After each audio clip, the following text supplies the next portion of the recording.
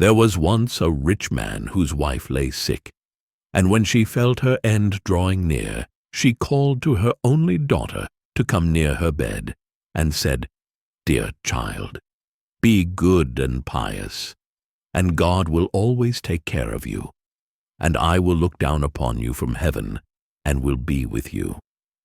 And then she closed her eyes and died. The maiden went every day to her mother's grave, and wept, and was always pious and good. When the winter came, the snow covered the grave with a white covering, and when the sun came in the early spring and melted it away, the man took to himself another wife. The new wife brought 2 daughters home with her, and they were beautiful and fair in appearance, but at heart were black and ugly. And then began very evil times for the poor stepdaughter. "Is the stupid creature to sit in the same room with us?" said they. "Those who eat food must earn it. She is nothing but a kitchen maid." They took away her pretty dresses and put on her an old grey kirtle and gave her wooden shoes to wear. "Just look now at the proud princess, how she is decked out," cried they, laughing, and then they sent her into the kitchen. There she was obliged to do heavy work from morning to night, get up early in the morning, draw water, make the fires, cook, and wash.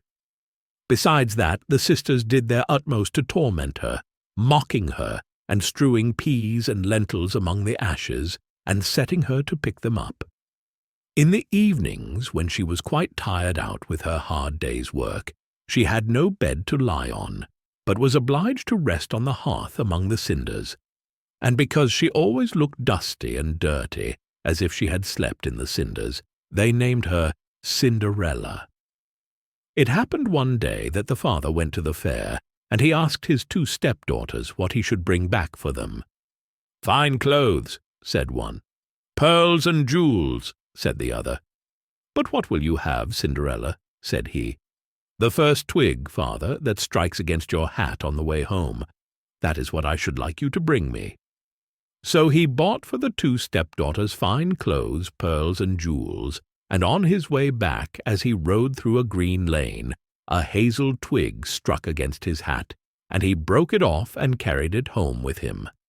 And when he reached home, he gave to the stepdaughters what they had wished for, and to Cinderella he gave the hazel twig. She thanked him and went to her mother's grave, and planted this twig there, weeping so bitterly that the tears fell upon it, and watered it, and it flourished, and became a fine tree. Cinderella went to see it 3 times a day, and wept and prayed, and each time a white bird rose up from the tree, and if she uttered any wish, the bird brought her whatever she had wished for. Now it came to pass that the king ordained a festival that should last for 3 days, and to which all the beautiful young women of that country were bidden, so that the king's son might choose a bride from among them. When the 2 stepdaughters heard that they too were bidden to appear, they felt very pleased, and they called Cinderella and said, "Comb our hair, brush our shoes, and make our buckles fast. We are going to the wedding feast at the king's castle." When she heard this, Cinderella could not help crying, for she too would have liked to go to the dance, and she begged her stepmother to allow her. "What, you Cinderella," said she, "in all your dust and dirt, you want to go to the festival? You that have no dress and no shoes, you want to dance?" But as she persisted in asking, at last the stepmother said, "I have strewed a dishful of lentils in the ashes, and if you can pick them all up again in 2 hours, you may go with us."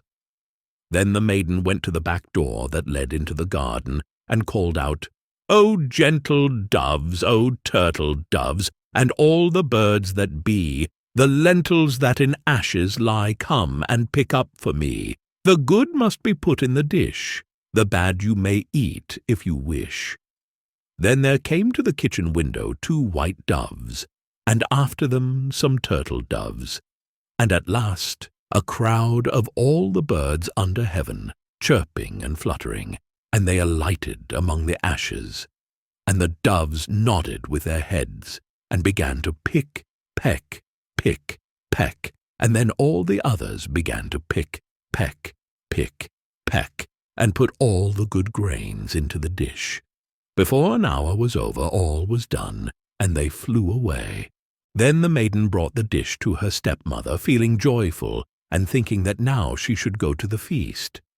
But the stepmother said, "No, Cinderella, you have no proper clothes, and you do not know how to dance, and you would be laughed at."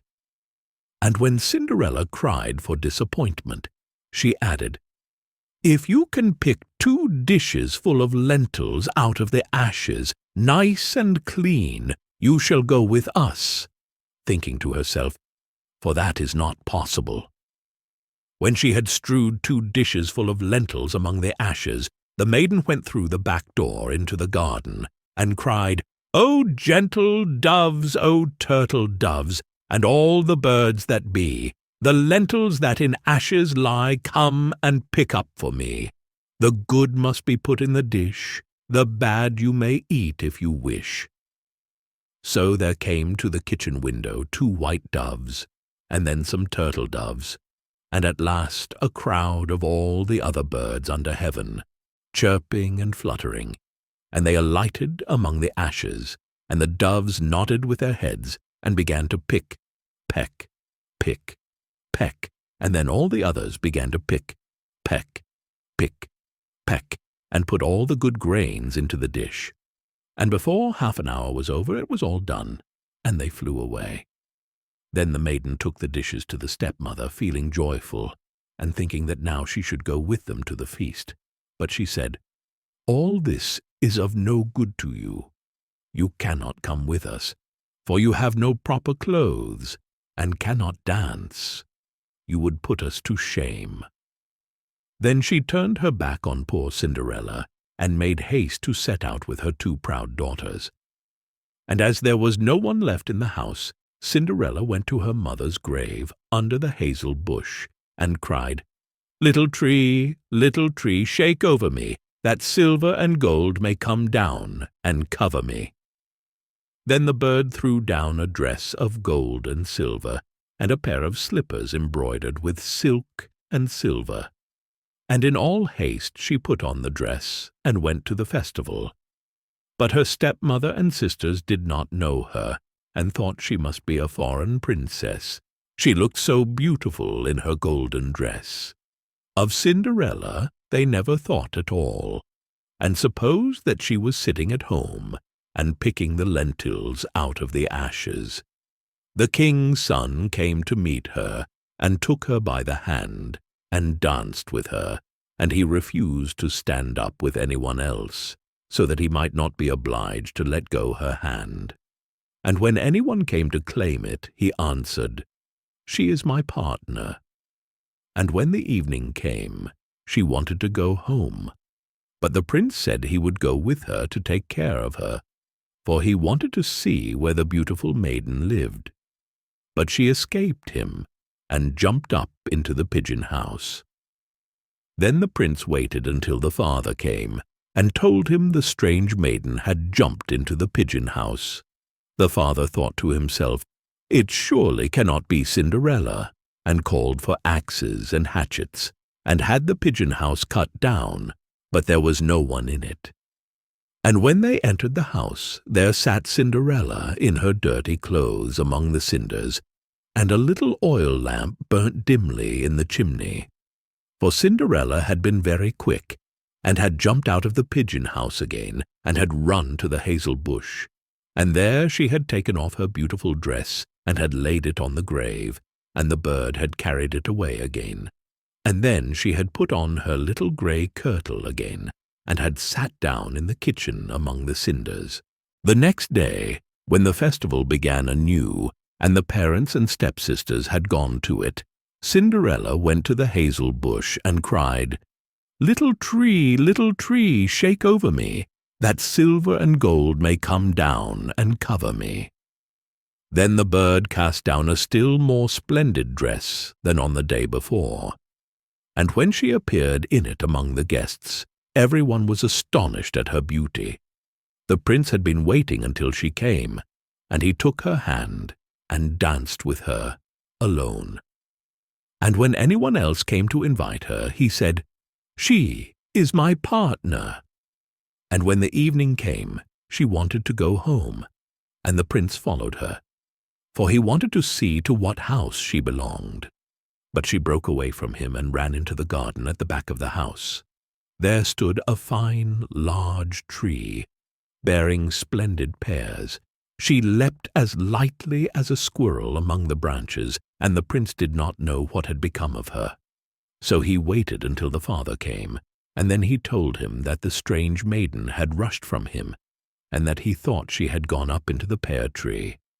The father thought to himself, "It surely cannot be Cinderella," and called for an axe, and felled the tree, but there was no one in it.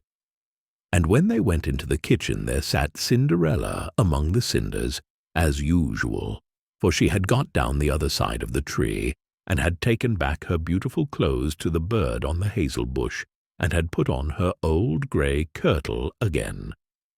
On the third day, when the parents and the stepchildren had set off, Cinderella went again to her mother's grave, and said to the tree, little tree, shake over me, that silver and gold may come down and cover me." Then the bird cast down a dress, the like of which had never been seen for splendor and brilliancy, and slippers that were of gold. And when she appeared in this dress at the feast, nobody knew what to say for wonderment. The prince danced with her alone, and if anyone else asked her, he answered, "She is my partner." And when it was evening, Cinderella wanted to go home, and the prince was about to go with her, when she ran past him so quickly that he could not follow her. But he had laid a plan, and had caused all the steps to be spread with pitch, so that as she rushed down them, the left shoe of the maiden remained sticking in it. The prince picked it up, and saw that it was of gold, and very small and slender. The next morning he went to the father, and told him that none should be his bride, save the one whose foot the golden shoe should fit. Then the two sisters were very glad, because they had pretty feet. The eldest went to her room to try on the shoe, and her mother stood by. But she could not get her great toe into it, for the shoe was too small. Then her mother handed her a knife and said, "Cut the toe off, for when you are queen you will never have to go on foot." So the girl cut her toe off, squeezed her foot into the shoe, concealed the pain, and went down to the prince. Then he took her with him on his horse as his bride, and rode off. They had to pass by the grave, and there sat the two pigeons on the hazel bush, and cried, "There they go, there they go, there is blood on her shoe, the shoe is too small, not the right bride at all." Then the prince looked at her shoe, and saw the blood flowing, and he turned his horse round, and took the false bride home again, saying she was not the right one, and that the other sister must try on the shoe. So she went into her room to do so, and got her toes comfortably in, but her heel was too large. Then her mother handed her the knife, saying, "Cut a piece off your heel. When you are queen you will never have to go on foot." So the girl cut a piece off her heel, and thrust her foot into the shoe, concealed the pain, and went down to the prince, who took his bride before him on his horse and rode off. When they passed by the hazel bush, the two pigeons sat there and cried, "There they go, there they go, there is blood on her shoe, the shoe is too small, not the right bride at all." Then the prince looked at her foot, and saw how the blood was flowing from the shoe, and staining the white stocking. And he turned his horse round and brought the false bride home again. "This is not the right one," said he. "Have you no other daughter?" "No," said the man, "only my dead wife left behind her a little stunted Cinderella. It is impossible that she can be the bride." But the king's son ordered her to be sent for, but the mother said, "Oh, no. She is much too dirty. I could not let her be seen." But he would have her fetched, and so Cinderella had to appear. First she washed her face and hands quite clean, and went in and curtsied to the prince, who held out to her the golden shoe. Then she sat down on a stool, drew her foot out of the heavy wooden shoe, and slipped it into the golden one, which fitted it perfectly. And when she stood up, and the prince looked in her face, he knew again the beautiful maiden that had danced with him, and he cried, "This is the right bride!" The stepmother and the two sisters were thunderstruck, and grew pale with anger. But he put Cinderella before him on his horse, and rode off. And as they passed the hazel bush, the two white pigeons cried, "There they go! There they go! No blood on her shoe! The shoe's not too small! The right bride is she after all!" And when they had thus cried, they came flying after, and perched on Cinderella's shoulders, one on the right, the other on the left, and so remained. And when her wedding with the prince was appointed to be held, the false sisters came, hoping to curry favor, and to take part in the festivities. So as the bridal procession went to the church, the eldest walked on the right side, and the younger on the left, and the pigeons picked out an eye of each of them. And as they returned, the elder was on the left side, and the younger on the right, and the pigeons picked out the other eye of each of them. And so they were condemned to go blind for the rest of their days, because of their wickedness and falsehood. The end.